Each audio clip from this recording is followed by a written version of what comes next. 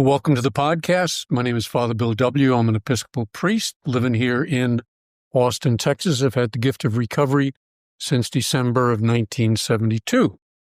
We are starting a new series on a book called Life Changers. There's a link to purchasing it in the show notes, and it's one of the early Oxford Group books. The author was named Harold Begbie. He was a British writer who wanted to understand and record the methods that the Oxford Group was using to bring about deep changes in individuals who were suffering from loss or despair, or all of the things that were going on in Europe, particularly after the First World War. And in 1922, he attended a house party. And that was a gathering that Frank Buchman and the Oxford Group people used. It was a strategy where they invited guests to come for an extended period of time, and they would get to know one another and work with one another and share with one another. And he would encourage them to be sharing more and more deeply. And as a result of that process, change was happening to these people. These were attracting some of the cream of British society. A lot of them were going on in England. Of course, he did a house party in Akron, Ohio, in the early 1930s, and that was one that Dr. Bob and Ann attended. And you can look to that as sort of the beginnings, at least the pre-beginnings of AA coming to fruition. Anyway, they attracted a lot of upper-class people in particular, and a lot of students from universities, both in the United States and Great Britain. And some say the Oxford Group were less interested in working with what we might call the down and outs, more interested in what Buchman called the up and outs. People who may have had money, but still were just as lost and in many cases as desperate as some of those people who, like alcoholics and addicts like ourselves, who were in great need of change and didn't know how to go about getting it. Frank Buchman, of course, was the leader of the Oxford Group, and he used these gatherings to bring about this kind of deep change in the lives of the people that were invited, and was always with the understanding that they, in turn, would go and bring about change in the lives of others. And so Harold Begbie, a noted British author, was invited to one of these house parties, and he was blown away by the changes that he witnessed. Couldn't deny them. He saw the before, the during, and the after, and he was deeply, deeply touched by it. And he was equally amazed by some of the simple methods that Buchman used to affect the changes in individuals. And so his book, Life Changers, is a study of those methods. And you might say it was the beginning of chapter 5 of the big book, how it worked, because that was the question he wanted to answer. How does this thing work? Now, we might ask ourselves, why study a 1922 version of our program? And what value can it have for us today? It's over 100 years old, and it's pretty dated in some of its language, and the Christian orientation might put some people off, but that is where the consciousness was in those days. And in some ways, the world has changed. Some ways it's probably for the better, some ways not so much. But why I find it helpful to revisit some of this Oxford Group literature is because Bill Wilson said he took steps 2 through 11, the second step through the 11th step. They came to him straight out of the Oxford Group. And so if we want to understand what was going on back then and where the steps came from, we need to study some Oxford Group history. And this is a pretty good place to begin. So I'm going to go through the book, some of the Begbie's chapters, and try to pull out some of the ideas that later found expression in our 12-step programs. And Wilson thought some of these things needed to be modified. I mean, it wasn't a straight application of the Oxford group into AA. Some might even say that he watered some of them down so that they didn't appear to be too much for the alcoholics he was writing his book for. One of his expressions was, "Don't try to get too good by Thursday." And the Oxford group people were into radical change, doing it pretty quickly. Wilson said, maybe with alcoholics, we need to slow down a bit. And I get that. Don't scare the drunks away. But some drunks are in need of a stronger dose of medicine than others. And some of us, and I include myself in this, have lost the zest that a really strong dose of the original program can provide. And often I come away from reading some of these early Oxford group books with a renewed zest and a renewed understanding of what it is that lies buried within the steps, because it's powerful transformation, And my hope is that in reading some of this material and in making it available to people out there through podcasts, that you're going to catch on to some of this stuff as well. And that's going to bring about a change, a deeper change in the program that you're working. Let's get started with a couple of things I've pulled out, starting with the book's preface. The author starts by introducing a World War I pilot that he met during that house party. And the fellow was suffering from what today we would call post-traumatic stress disorder, but they didn't really have a name for it back then. Shell shock, battle fatigue, things of that nature. But the pilot told him he couldn't bear to think of all the dead boys he had passed as fit to fly, and many of them killed on their first or second flight. That's a quote from the book. And he told Buchman he doubted even he could save him from, another quote, an intolerable depression of the soul. An intolerable depression of the soul. It's a soul sickness that he was suffering from. But Buchman did change him, and he did restore meaning and purpose to the guy's life. And so the author writes this, says, a book which faithfully described such wonderful work might do something to create in the minds of many people a new and intelligent interest in religion. That religion was losing ground and materialism was gaining ground, chiefly because the power of religion to change the lives of men was now almost wholly unknown. Buchman was experimenting with a new kind of religion. He first called his organization a first century Christian fellowship. What was it that the disciples experienced in their relationship with Jesus that changed them so profoundly?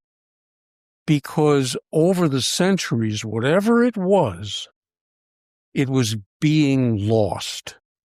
And people were substituting beliefs in doctrines and dogmas and things of that nature rather than an experience of God in the person of Jesus. I mean, in a nutshell, that's what Buchman was attempting to find. And he was looking for methods that would help bring it about. If they worked, he used them. If they didn't work, throw them away. So chapter 1, he titles, According to Thy Faith. And by the word faith, he means trust. Anytime I see the word faith, I kind of revert back to that belief in this, belief in that. I get faith and belief confused because they were kind of taught to me as they're the same thing. And they are not. Trust, faith, that's one thing. Belief, you can be wrong in your beliefs and still have a faith that's dynamic and moving you and helping you. And that's what we're looking for in 12-step, a faith that works. I mean, there's the translation of that Buchman belief as it came into our program. Okay? So the author notes that when Buchman had private sessions with individuals during these house parties, many of them began, the people who were attending, many of them began by telling Buchman that they didn't believe in certain religious doctrines. And Buchman was, I don't care about that, you know. The problem, he said, wasn't with the doctrines. The problem more often, and don't let this word throw you guys, all right? The problem more often is that individual's sin, okay? It's the sin that's getting in the way. It's the sin that's blocking God from entry into the soul. And for Buchman, the problem was always the same. Trust was missing. That faith was missing. And sin was most likely the problem. A radical trusting in God was the solution. Now, I know sin is a dirty word today. I don't know that I've ever been to an AA meeting where that has been the topic. Okay, guys, today the topic that I've chosen is sin. People would get up and walk out of the room, I suspect. And that was happening back in the 30s, late 30s, when Wilson was coming into the program. You know, religion was suspicious, particularly among the educated groups, eh? You know, Wilson wanted to soften that. He wanted to take the principles of the Oxford group, apply them to alcoholics so that they could get the change, but not be turned off by some of the language and some of the things that were going on. And so, like when he came to 6 and 7, he's talking about sin there, he says, but he uses softening language, shortcomings, character defects. We don't want to scare those poor alcoholics off with a word like sin. But to understand the author Begbie, we need to understand what the Oxford group meant when they used the term sin. And they said this, if you can catch this, then maybe we can get over the trouble we have with that word. They said sin is anything that gets between us, that gets in the way of our relationship with God, our relationship with one another, and the relationship we need to have with our true selves. It's the stuff, basically, that steps 4 through 9 are intended to remove. It's the correction phase, as I've said before. We do the connection in 1, 2, 3. We make the correction to the problems we've got in our relationship with others, our relationship with God and ourselves. That's the cleaning up stage, the correction stage. And then the final stage is the direction stage, where God now begins to direct our lives. Pretty a nice, simple approach to it. Begbie, I think, goes even a little bit deeper with this sin business, so hang in with me, if you will, hey? And he says that sin is a choice, and it involves the will. And remember step 3? We turn our will and our lives over to the care of God. I've heard a lot of discussion about what it means to turn our lives over to God, and I think most of us focus on that, and perhaps not so much on the will. And what Begbie is saying and what Buchman was saying was the will is where it's at. We're going to spend some time looking at that and how it is involved. So, some quotes that I've lifted from the book. Sin is a word which denotes a choosing. The will chooses the bad. It is its duty in the interest of the world to choose the good. It is fatal to its own peace and happiness to choose the bad. But it chooses the bad. This act of choosing constitutes the sin. What is God's will versus what is my will? This is where sin is going to come to life. All right?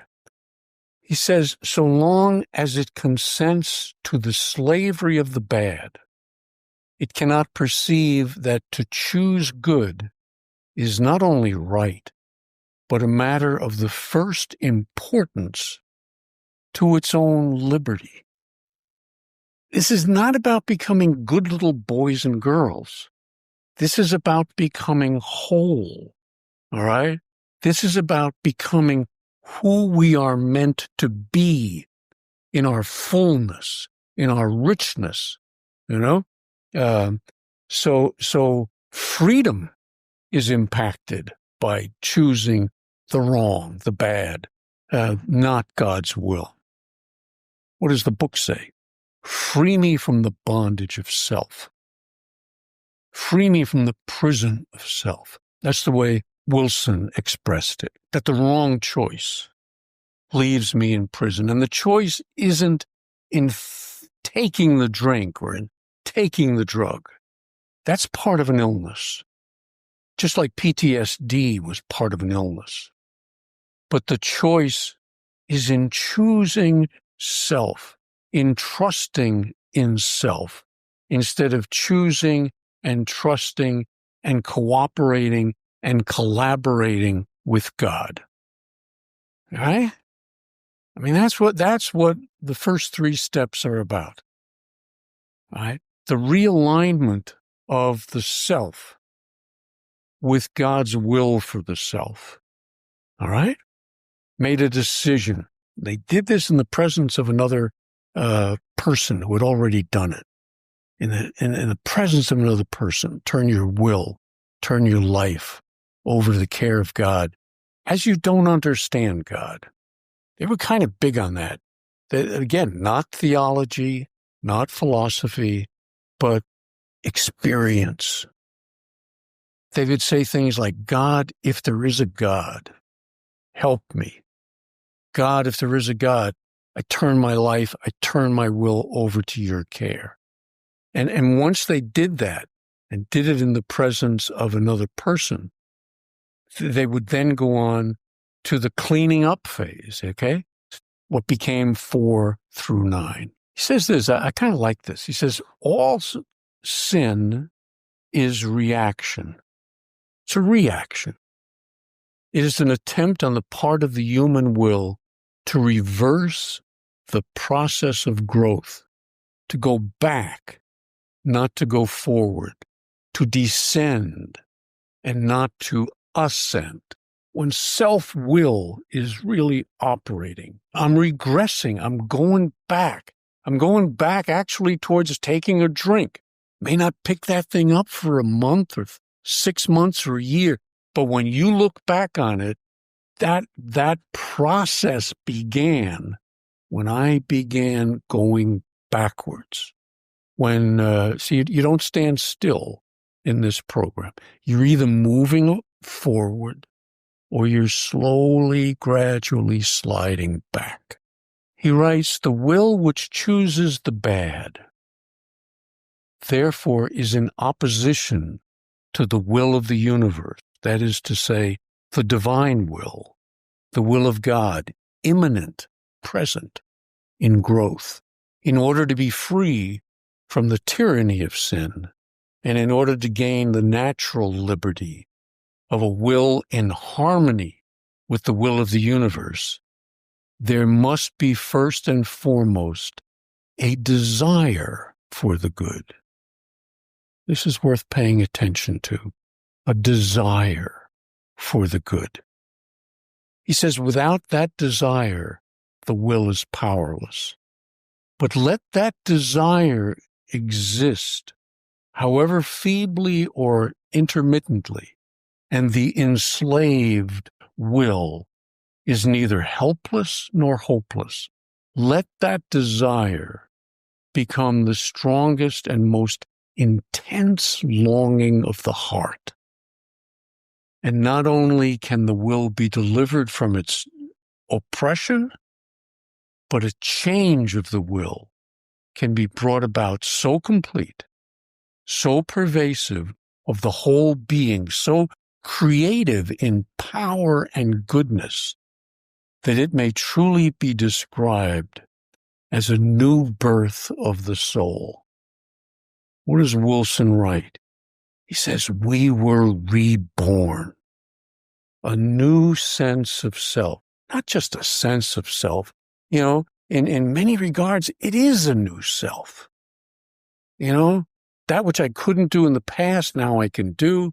That which was going backwards and downwards is now started going upwards and outward. Okay? I have a friend who's undergoing PTSD treatment right now.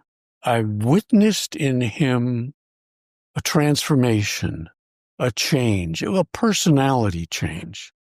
He got knocked down in a psychic hole, let's say, you know. He had a psychotic break, landed him in the psych ward. And his life had never been as dark as that. And as a result of that, something shifted really, really deep inside.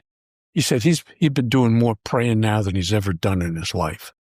But more important than that, some sort of a shift happened inside of him. Where? I believe it's at the unconscious level. You know, if we could just kind of say some magical prayers and this thing would happen, do something mechanical and make it all go away, we'd do it. But you can't. It has to happen to you, almost in spite of you. Boy, I've seen people over the years that the exact same thing has happened to them. I remember one guy, a patient of mine that I had in treatment, and he left treatment, went over the fence, so to speak, went and got loaded, woke up in an Exxon bathroom, looked in the mirror, and he didn't know who the hell was looking back at him. I mean, who the hell is that? He didn't even recognize himself. And he came back to treatment, asked if we would accept him back. You know, and the staff met and they interviewed him and they accepted him back. Why? Because he wasn't the same guy. Whatever had happened to him through that new bottom, you know, it did what 100 lectures were not going to do, what 100 meetings were not going to do. It changed him. It got his attention at a deep level. Step 3 is where we need to pay close attention to what's going on with the will. Begbie continues. He says, it would seem that the whole matter turns upon a complete unison, a newfound union of the two wills, the divine will and the human will. They must both want the same things to happen. They must both desire the same qualities. They must both be pursuing the same end. Discordance, disruption, disagreement, between the will of the creature and the will of the Creator results in a weakening of the consciousness of God in the heart of the creature. Men may live very religiously and yet fail to dislodge their will from some sense of selfishness, which is fatal to their possession by the grace of God.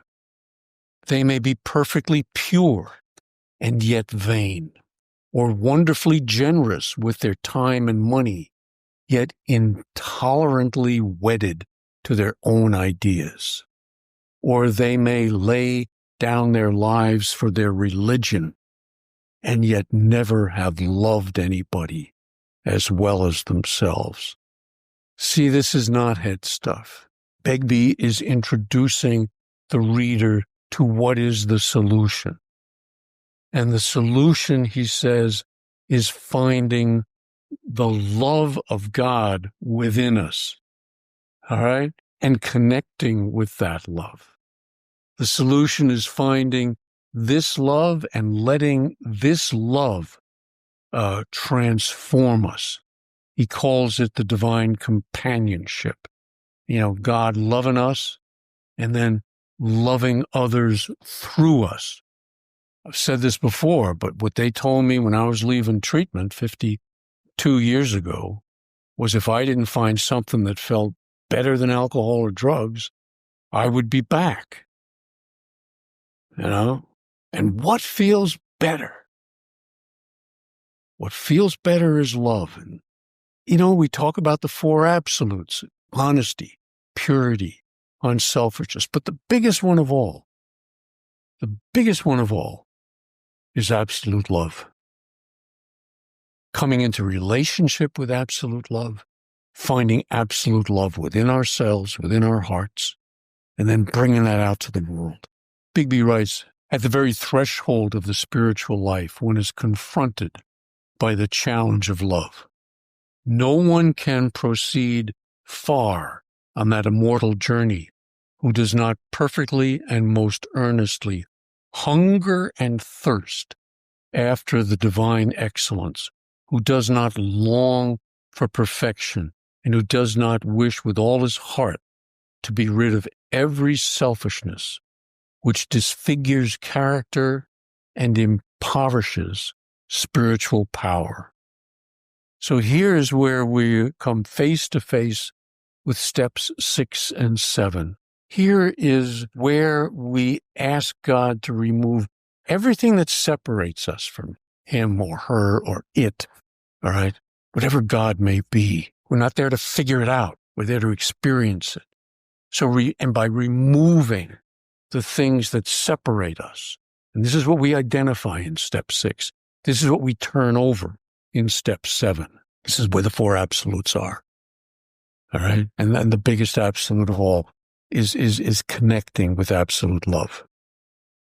The author writes, to obtain a living and creating consciousness of the divine companionship, our wills must desire that blessing to the most extreme intensity of love, certainly to the total exclusion of our own petty, small, little wishes. What does Wilson write? Selfishness, self-centeredness. That, we think, is the root of our troubles.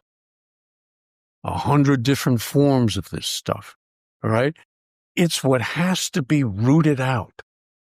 That's the spiritual journey. And we have to desire this. We have to want this. And it has to grow in us. As a Christian, I might have edited this out, but because I don't want to impose Christianity on you guys. That's not my reason for being here. But Begbie was a Christian, and I'm doing my best at it as well. But he says something very beautiful here, and I didn't want this to be taken away, not to touch on it. He says that in all of this, Christ is made manifest. That means made present. He personifies, Christ personifies for us. Now, this is what I love. The inconceivable, the unimaginable, the infinite. He humanizes the superhuman. He leads us so convincingly out of the delusion of the visible and so confidently into the realities of the invisible. Wilson called what? The fourth dimension of our existence. So that we can truly say of him, he came from God. The barriers drop off. You want to know what God is like? Look at Jesus. Look at the life of Jesus. Look at the value of Jesus. All right? That's where you're going to find it. That's one tradition. That's the Christian tradition. And I want to close this episode with what I think may be probably the most important paragraph in this first chapter. Begbie writes this: the testimony of those who have been changed by conversion, and conversion means that change process, not beliefs, but the change process. Those who've been changed by the conversion process and themselves have become changers of human life, is that any form of willfulness in the mind is a vital bar to a vital consciousness of God. any degree of selfishness, self-centeredness is going to get in the way of the divine that's trying to root itself, take hold, evolve in my own life. Now, trust me, it's going to show up, selfishness and self-centeredness. You got to watch for it. You got to catch it upstream. That was their point. Then he adds that as soon as the mind hates its sin and turns to God, he is newly born. And finally, henceforth, life for these people becomes transfigured by a joy of which they had hitherto no conception, a joy which seems to consist of, and now he's going to list three things, and it's important to pay attention to these. What is this joy? That once the soul catches hold of these things, what's it going to look like in a life? What's going to look like in that guy when he came back from the Exxon station? He fits this description. My friend in PTSD fits this description. It's pretty universal. First of the three, a poignant conviction of the reality of God's response to their craving. They'd been looking for something, and they couldn't find it. Looking in drugs, looking in alcohol, looking in sex, looking in all sorts of places for that which they could not find there. And where did they find it? In themselves. A conviction, a firm belief of the reality of God's response to their craving for God. So that's one, conviction of that. Jung was asked, did he believe in God? He knew through his experience, not that he knew from his head, he knew it from his heart, that there was something beyond him that had business with him, that was calling to him, that was wanting to be realized in him. And he made conscious contact with that. Second, an entire sense of freedom from a division in personality. Freedom from a division in personality. That the two selves have now become so aligned that there is no separation between the two. What God wills, I will. Not my will be done, but thy will be done. That's the alignment, all right? And when that comes, then there's no sense of separation. I may not like it, but I'm going with it, all right? An entire sense of freedom from a division in personality. And that's the William James's classic description of the two selves becoming one. One mystic said, God became man so that man could become God. Right? At the deepest level of who we are, the divine exists. It's wanting to become realized in us. In the Christian faith, they'd say, well, Jesus is the only one in whom the Christ became apparent, the anointed one. That Christ just means anointed. It's not Jesus' last name. He became what we're looking to become. In one of the least looked at lines of Scripture, he basically says, and what happened in me can happen in you, Will we allow it? Or do we just say, well, that's you. It's got nothing to do with me. And that, I think, is what these Oxford Group books, in the best sense of the term, are trying to help us understand that religion is not a set of beliefs. It's a path that we can travel, that other people have traveled, mostly the mystics, I would add, who have had this realization of God's presence within themselves. So the third one, a sense of creative power in the lives of other men and women, making for a like happiness with their own. Fancy words. I wish it'd be a little bit more simple. So So to break that one down a little bit, that you're going to change the lives of others. Change the lives of others. And that's and the book says that, doesn't it? The big book says that our great joy is watching this happen in the lives of others. That what happened in us is happening in the people I'm working with. And my job is to help make that happen. Just as my life was changed, I now become a life changer of other people. So I want to run through these one more time, the three. I think they're really important, and put another little twist on them. So a poignant conviction of the reality of God's response to our craving. To me, this is where two-way prayer can be so effective. You know, I'm not just praying to God in a void, but I'm listening to God loving on me in return.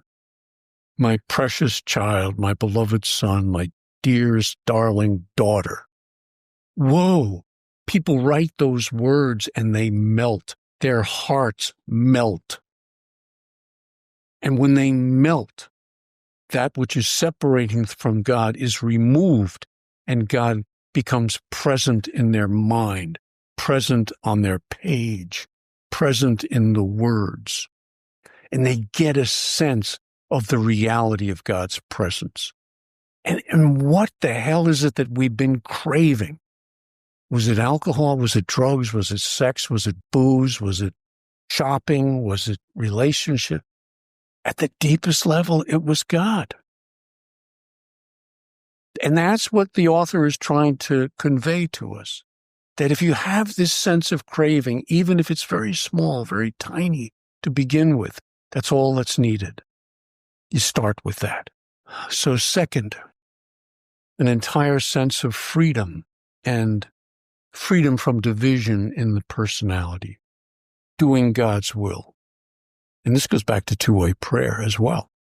You know, when I started off my 12-step journey, the only thing I knew about God's will was don't drink. I knew in my heart God's will for me was not to drink. But I didn't know a lot more than that. And then when I discovered two-way prayer, it was that God has business with me. God has work for me to do in the world. Part of it is doing these podcasts, you know. If I didn't believe this was God's will for me in my life, I would not be doing the kind of work that I'm doing on these. I'd be sitting out in the backyard. Join the dog back there, you know. God's sakes, I'm almost 80 years old. Why am I still working like this? Because I believe it's God's will. And if I was not fulfilling God's will in my life in doing this, I would pay a price. All right? And the freer I get in communicating that to you guys, the more I get over my own hang-ups of, trying to look like some goody two-shoes, the more I get over that, the more connected I feel as a human being, as who Bill was always meant to be, and it feels right, and it feels good, and it feels whole. So doing God's will, carrying it out on a daily basis.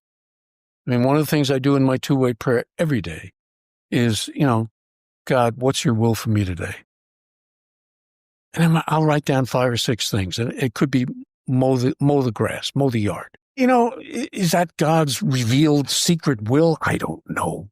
But I know this. It landed on my page. It was a thought that came to my mind. I'm trying to do God's will. Maybe I don't like mowing the grass very much. So I go and I do it. But I do it differently. And this is what's important. I do it joined with God. There's very little separation between work and prayer if you do it this way, And God has business with you. Things in this world that only you are uniquely capable of doing because it's your life. And if it doesn't happen in your life, it isn't going to happen. All right? So doing God's will, carrying it out, following your guidance. He's the director. We're his agents. God's the Father. We're his children. All good ideas are simple. And And that's a simple way to understand what is God's will. And the third one, a sense of creative power in the lives of other men. I add women because they're pretty sexist back in the 1920s. Making for a like happiness with their own. Bringing that joy. If you get a hold of this program, you are going to want to bring it out to other people. You can't hang on to a spirituality that's real like this and not share it. All right? So now we become life changers. Now we have real meaning and purpose in our lives. And what do? We see it happening in the lives of others. That's the joy. That's the joy. If it's always coming back to you, if you've always got to be the center, you're missing the point. But if you can let go of ego in more and more and more of the hold it has on our souls, because it does, all right? The more we can let go of that, the more we can teach other people that joy, see it reflected in their faces, see it reflected in their families. Nothing like it. Book says that. Begbie closes this chapter with a paragraph telling us how important the work ahead of us really is. He writes this: the future of civilization, rising at this moment, this was the end of World War I. And what Buchman was convinced of is if there's not a transformation in the psyche of the world, of Europe, of the United States, if there's not a change at the very deepest levels among the nations, there's going to be another war. So you got to remember that's when this thing was being written. And what was happening back then? Communism, Nazism, fascism, all sorts of isms that said, we're the solution. And Buchman was saying, no, the solution is God. It's the only solution. And the solution for the world is that we get the message and we carry that message out to others and we become less self-centered and more forgiving and more loving. That's the evolution. So the future of civilization, rising at this moment from the ruins of materialism, would seem to lie in an intelligent use by man of this ultimate source of spiritual power. To make use of that power, it appears necessary that the human will must be sounding the same note, pursuing the same end, and working in the same spirit as God. One of the simplest sayings of Jesus makes it clear that man's ability to draw upon this inexhaustible and immeasurable source of eternal life is determined by his desire for it. All right? I want it, and I'm willing to go to any length to get it. He says, blessed are they who hunger and thirst after righteousness, after right relationship with this, for they shall be filled. The other stuff ain't going to fill you. You can try it, and it feels good for a while, no question. But in the end, it ain't going to fill you, and it's going to leave you depleted. So I think this chapter is rightly titled, According to Thy Faith, According to Thy Trust. God is everything, or God is nothing. What was our choice to be? I hope you found at least a few things from this first chapter that can be a good addition, good change to your own program. And we're going to keep digging for some gold next week. We'll go on to one of the next chapters. And so if it was helpful, please come back. Please bring a friend, and remember to go online and sign up if you want an early edition. Well, not an early edition, but you can buy the book now, The Power of Two-Way Prayer. It comes out July 1st. God told me to write it, so I did. Started off as a pamphlet, turned out to be a book, but who knows? I have no patience. I wish it were out tomorrow, but it's not. So July 1st comes out. Thanks for listening. God bless. and keep coming back.